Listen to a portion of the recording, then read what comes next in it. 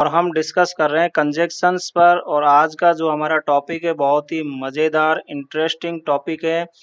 बहुत सारे स्टूडेंट्स जिन्होंने मेरे से कहा कमेंट्स करके कि सर आप एज पर एक सेपरेट वीडियो बनाइए, तो समझ लीजिए कि आज उनके सारे डाउट क्लियर हो जाएंगे। एज का यूज हम कंजक्शन के अलावा और किस किस सेंस में करते हैं वो भी मैं आपको बताऊंगा। और साथ ही साथ एज वर्सेस लाइक यानी एज और लाइक में क्या डिफरेंस है इसके बारे में भी हम डिस्कस करेंगे, क्योंकि कंपटीशन में इन दोनों से संबंधित बहुत क्वेश्चंस पूछे जाते हैं और बहुत कंफ्यूजन करते हैं। तो आपके सारे कंफ्यूजन आज दूर हो जाएंगे। तो चलिए शुरुआत करते हैं। सबसे पहले एज का यूज एज ए कंजक्शन के तौर पर किस सेंस में करते हैं, यानी हिंदी के वो कौन से शब्द हैं जिनके लिए हम इसका यूज करेंगे। जैसा, जैसे, जैसी, वैसा ही जैसा या जैसे ही वैसे ही। इसका मतलब ये है कि इस तरह के जब शब्द आते हैं तो हम एज का यूज करते हैं, लेकिन यहाँ एक चीज आपको नोट करनी है कि वैसा ही या वैसे ही के लिए कोई वर्ड यूज नहीं किया जाता। ये केवल सेंटेंस को कंप्लीट करने के लिए और हमें समझने के लिए होते हैं। तो ये आप नोट कर लो कि जैसा, जैसे, जैसी, इसी के लिए हम एज का यूज करते हैं, वैसा ही या वैसे ही के लिए नहीं। अब इसकी स्ट्रक्चर देख लो। इसमें दो पार्ट होंगे, एक तो फर्स्ट सेंटेंस जो प्रिंसिपल क्लॉज होता है, उसके बाद एज और फिर एज के बाद वाला सेंटेंस। तो यहाँ हो सकता है कि हमारे लिए जब हम एज का यूज करते हैं तो सेंटेंस हो सकता है यहीं से शुरू हो, एज फिर सब्जेक्ट फिर वर्ब दी हुई हो, इसके बाद अदर वर्ड हो। या फिर फर्स्ट सेंटेंस हो सकता है वर्ब ही हमें दी हुई हो, उसके बाद एज सब्जेक्ट और फिर वर्ब का यूज करें। या हो सकता है कि इस तरह का सेंटेंस दोनों कंप्लीट हो। तो जैसे हम एग्जाम्पल देखेंगे आपके सारे डाउट क्लियर हो जाएंगे। जैसे तुम्हारी मर्जी, ये एग्जाम्पल है। जैसे तुम्हारी मर्जी, तो जैसे के लिए आप एज यूज करोगे, तुम्हारी यानी यू और मर्जी मीन विश। तो यहाँ क्या होगा, एज यू विश, यानी ये सेंटेंस यहाँ से शुरू हुआ एज फिर सब्जेक्ट यू और फिर वर्ब विश। इसलिए मैंने आपको ये स्ट्रक्चर बड़े ध्यान से समझाई है। वैसा ही करो जैसा तुम्हें पसंद है, तो वैसा ही के लिए तो हम कोई वर्ड यूज करते नहीं है। तो फर्स्ट सेंटेंस में क्या है, करो, करो के लिए आप यूज क्या करोगे, डू, यहाँ लिख दिया डू। इसके बाद जैसा, जैसा के लिए एज तुम्हें पसंद है यानी यू लाइक, तो डू एज यू लाइक, यानी ये सेंटेंस कहाँ से शुरू हुआ, फर्स्ट के वर्ब से शुरू हुआ और यहाँ तक गया। तो डू एज यू लाइक। जैसा आप कहे, एज यू से, मैंने वैसा ही किया जैसा आपने कहा। अब देखिए ये सेंटेंस पास्ट में है, तो वैसा ही के लिए हमें कुछ करना नहीं है, मैंने किया। और करने को हम बोलते हैं डू और इसकी सेकंड फॉर्म होती है डिड। तो आई डिड, यहाँ लिख दिया आई डिड। फिर जैसा यानी एज आपने कहा, यू सेड, तो I did as you said. तो इस प्रकार से बहुत सिंपल है, ये सारे सेंटेंस आप बना सकते हो। केवल आप स्ट्रक्चर पकड़ लीजिए, उसका सेंस पकड़ लीजिए। मैं वैसा ही करूंगा जैसा आप कहते हो, या मैं वैसा ही करूंगा जैसा आप कहोगे। अब यहाँ दो दो अंडरलाइन है, इसका मतलब कुछ तो लोचा है। तो इस गड़बड़ को भी समझ लेते हैं कि यहाँ क्या गड़बड़ है। जब हम एज का यूज करते हैं और एज से पहले वाला जो सेंटेंस है हमारा प्रिंसिपल क्लॉज, यदि वो फ्यूचर टेंस में दिया हुआ है, तो हमारा जो सेकंड पार्ट है वो चाहे फ्यूचर में हो या प्रेजेंट में हो, हमें उसे सिंपल प्रेजेंट में ही बनाना है। ये आपको विशेष ध्यान रखना है। या फिर ये भी हो सकता है कि ये फर्स्ट वाला जब फ्यूचर में दिया हुआ हो और यहाँ ये सेंटेंस पास्ट का हो, तो फिर आपको सिंपल पास्ट में बनाना है। ये दोनों बातें आपको ध्यान रखनी है। तो फर्स्ट में क्या है, मैं, वैसा ही को छोड़ दो, मैं करूंगा, तो आई विल डू। जैसा यानी एज आप कहते हो या आप कहोगे, तो एज यू से।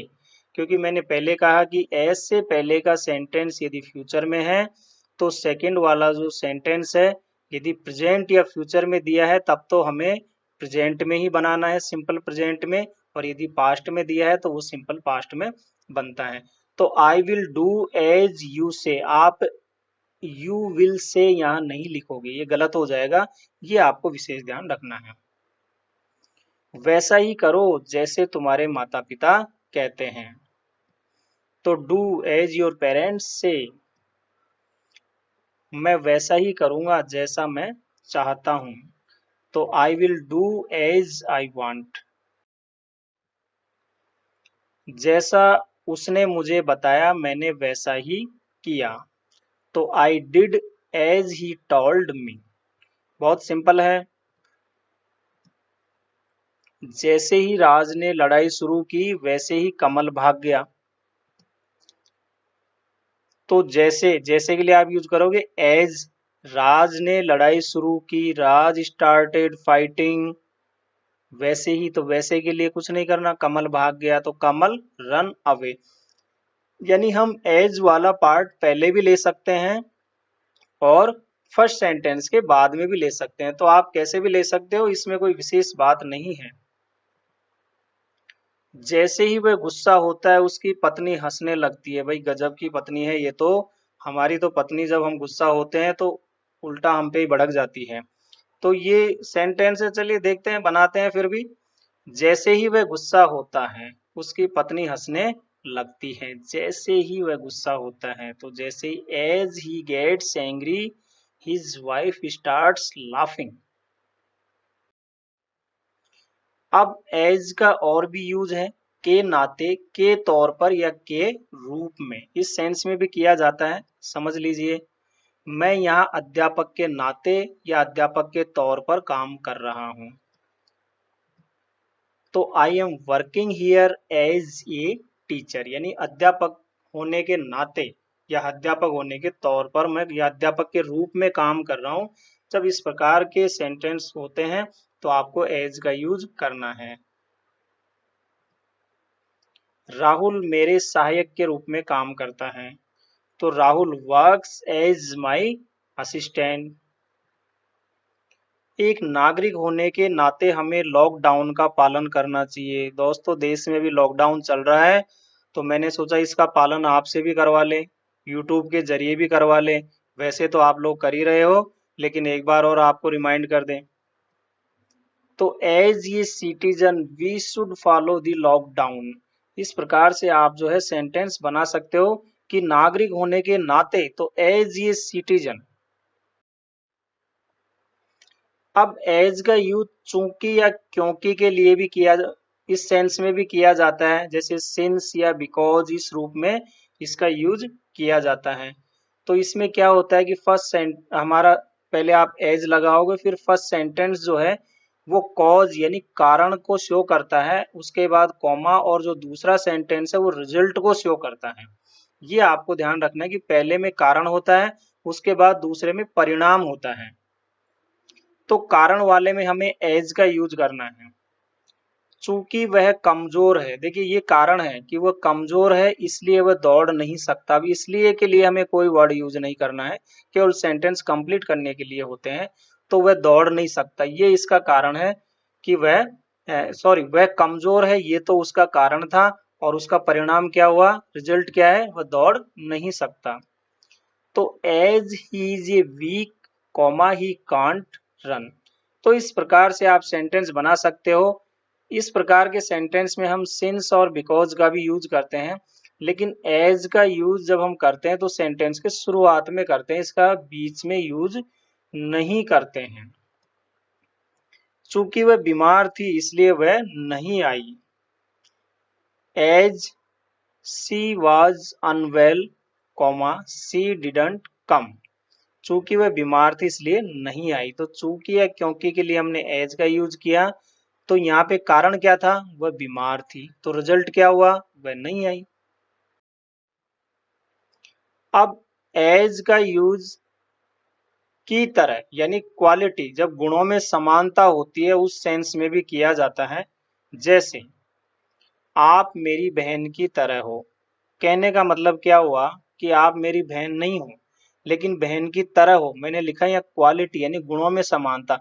हो सकता है वो खाने में, पीने में, नहाने में, धोने में, चलने में, बोलने में उसकी बहन की तरह यानी कुछ क्वालिटी होगी, तभी तो उसने कहा कि आप मेरी बहन की तरह हो। तो आप लिखोगे you are as my sister. ये देखिए क्वालिटी को शो कर रहा है, गुणों में समानता शो कर रहा है, तो आप एज का यूज करोगे। ये है मेरी किताब की तरह ही है, हो सकता है उसका मटेरियल वैसा ही हो जैसे उसके पास किताब है उसमें हो, तो आप लिखोगे this is as my book. वह मेरी पत्नी की तरह है, हो सकता है ज्यादा बोलती हो, कम बोलती हो या किसी की नहीं सुनती हो, तो क्वालिटी यानी गुणों में समानता है कि वह मेरी पत्नी की तरह है, तो सी is as my wife. Shri Jajoria मेरे अध्यापक की तरह है, ये मैं ही हूँ भाई जो मैं आप लोगों को पढ़ा रहा हूँ। हो सकता है आप में से कोई लोग कह दे कि जाजोरिया सर जो है हमारे टीचर की तरह ही है, वो हमें ऐसे ही पढ़ाते हैं, तो mister Jajoria as my teacher, तो वो उसके गुणों में समानता हो सकती है कि दिखने में वैसे हो सकते हैं या फिर वो पढ़ाने में ऐसे हैं, तो कुछ क्वालिटी होगी। तो क्वालिटी में जब समानता होती है तब आप एज का यूज करोगे। अब आप एज वर्सेस लाइक को भी समझ लीजिए। एज क्वालिटी को शो करता है और लाइक रिलेशन को यानी रिश्ते को शो करता है, ये बात ध्यान रखो। एज क्वालिटी में समानता शो करेगा, गुणों में समानता, और लाइक जो है रिलेशन यानी रिश्तों में के गुण को शो करता है। अब देखिए मैं यहाँ सीधा लिख रहा हूँ you are as my sister. अब एज लिखा, इसका मतलब आप मेरी सिस्टर की तरह हो, इसका मतलब तरह हो। लेकिन अब यहाँ क्वालिटी को शो करेगा कि उसकी जो सिस्टर है हो सकता है उसकी तरह बोलचाल रहन सहन या कपड़े पहनने में वैसी हो, तो ये क्वालिटी हुई। लेकिन यदि इस सेंटेंस को हम ऐसे लिखते you are like my sister, इसका मतलब आप मेरी बहन जैसी हो, मतलब आप मेरी बहन ही हो, यूं समझ लो आप कि मैं आपको बहन की दृष्टि से ही देखता हूं, तो ये रिलेशन हो गया यहाँ। तो you are like my sister, दोनों में अंतर आपको समझ में आ गया होगा। You are as my father कि आप मेरे पिता के समान, पिता की तरह हो, तो पिता की तरह होना मतलब क्वालिटी यानी गुणों में समानता है कि मेरे फादर भी ऐसे ही हैं, या हमें समझाते रहते हैं या हमें डांटते रहते हैं, जो भी है वो क्वालिटी की बात हो रही है यहाँ एज का मतलब। लेकिन अगर इसको ऐसा लिख दिया जाए कि you are like my father कि मतलब आप मेरे पिता समान हो, आप मेरे पिता की तरह हो, मेरे पिता समान हो, मतलब एक रिलेशन की बात हो रही है यहाँ। She is as my mother यानी कि वह मेरी माता की तरह है, किसमें, क्वालिटी में, गुणों में, खाना बनाने में या फिर और भी किसी गुणों में, हमें समझाने में या मुझे पढ़ाती हो, तो ये जो है वैसे ही उसकी माँ भी पढ़ाती हो, तो she is as my mother, तो ये क्वालिटी को शो करता है। और ये she is like my mother यानी ये मेरी माँ के समान है, जो मेरा रिश्ता है इससे वो माँ की तरह है। तो ये एक चीज नोट कर लो, एज का यूज हम क्वालिटी के लिए करते हैं और लाइक का जो यूज है वो रिलेशन को शो करने के लिए किया जाता है। तो आप समझ गए होंगे अच्छे ढंग से। अब कुछ और चीजें ले लें जो आपके कंपटीशन के लिए क्वेश्चंस पूछे जाते हैं, इसको भी डिस्कस कर लें कि एज वर्सेस लाइक जो है कंपटीशन के लिए। जैसे he is talking as I talk, यहाँ हमने एज का यूज किया है।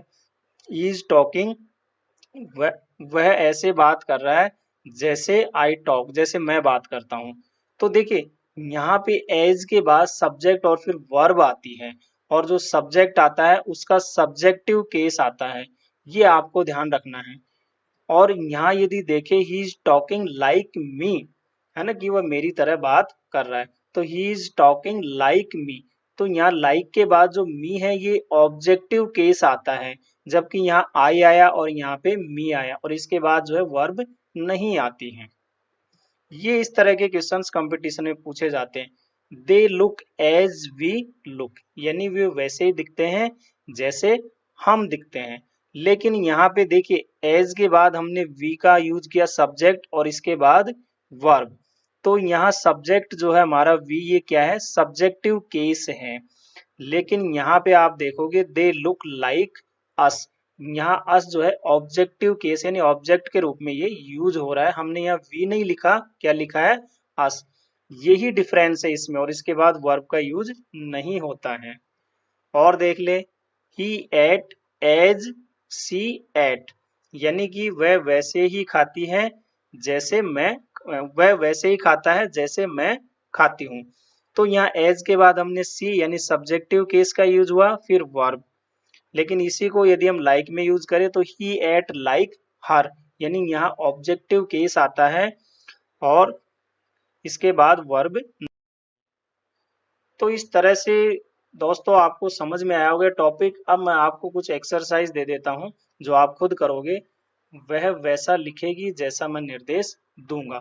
अब आप इसको समझ लीजिए, वह वैसा लिखेगी जैसा मैं निर्देश दूंगा, क्योंकि ये जो है किसमें है, फ्यूचर में है, तो फिर आपको इसको सिंपल प्रेजेंट में बनाना होगा।